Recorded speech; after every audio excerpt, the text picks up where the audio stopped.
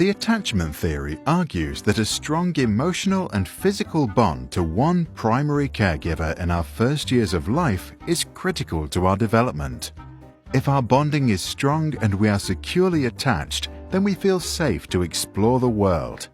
We know that there is always that safe base which we can return to any time.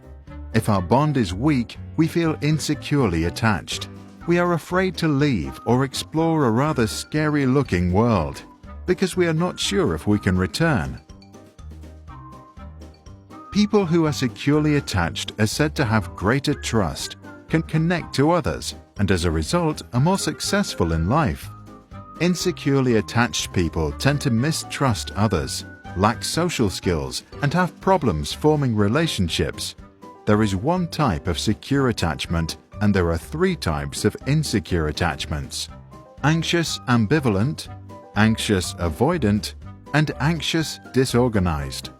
In responses to distress, the first three react organized, while the last acts disorganized.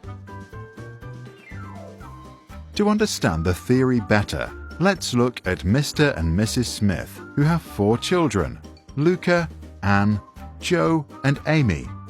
The Smiths are lovely parents who cuddle, make frequent eye contact, speak warmly, and are always there for their kids. But one day, Mr. Smith falls very sick and dies. For Mrs. Smith, life now becomes very difficult. She spends all day working, while at the same time trying to care for her children. An impossible task. At 6 years of age, Luca's brain is for the most part developed, his character strong and his worldview shaped. The new situation does not affect him much. He knows there is still always Mum, his safe haven. He feels securely attached. Later, he turns into a trusting and optimistic young man. His self-image is positive. Anne, who is 3, has problems coping with the new lack of attention.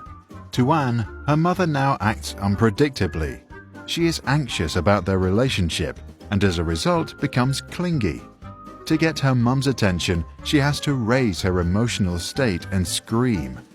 When her mum finally reacts with a predictable response, she herself acts ambivalent and doesn't show her true feelings. Later in life, others think Anne is unpredictable or moody. Her self-image is less positive. Her attachment style is anxious ambivalent. 2-year-old Joe spends his days with his uncle, who loves him, but thinks that a good education means being strict. If little Joe shows too much emotion or is too loud, his uncle gets angry and sometimes punitive. This scares Joe. He learns that to avoid fear, he has to avoid showing his feelings, also in other situations. As an adult, he continues this strategy and has problems entering relationships. His image of himself is rather negative. His attachment is anxious avoidant. Amy, who is just 1 year old, gets sent to a nursery. The staff there is poorly trained, overworked, and often very stressed. Some are outright abusive. Amy therefore becomes anxious of the very people she seeks security from, a conflict which totally disorganizes her ideas about love and safety. As she is experiencing fear without resolution, she tries to avoid all social situations.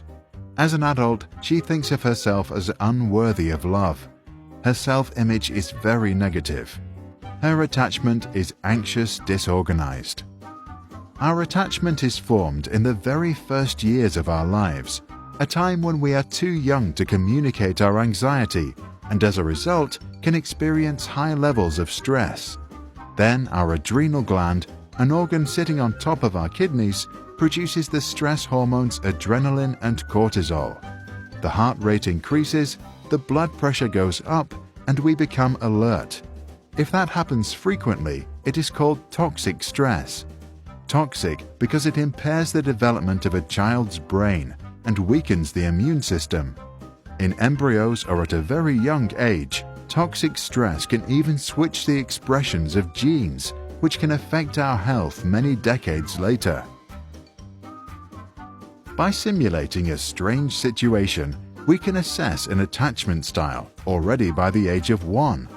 To do this, we let the child play with their mother for a few minutes inside a room. Then the child is left alone. The key moment is the child's reaction when her mother returns. Securely attached children first usually hug their mother, then can calm down and eventually get back to playing. Insecurely attached children can be ambivalent and avoidant. Some can't stop crying or refuse to continue playing. The long-term effects of our attachment in the early years are well documented. Using the theory, researchers at Minnesota University were able to predict already at age 3 if a child would drop out of high school with 77% accuracy. In another study, undergraduates at Harvard were asked to assess how close they felt to their parents. 35 years later, they were asked about their health.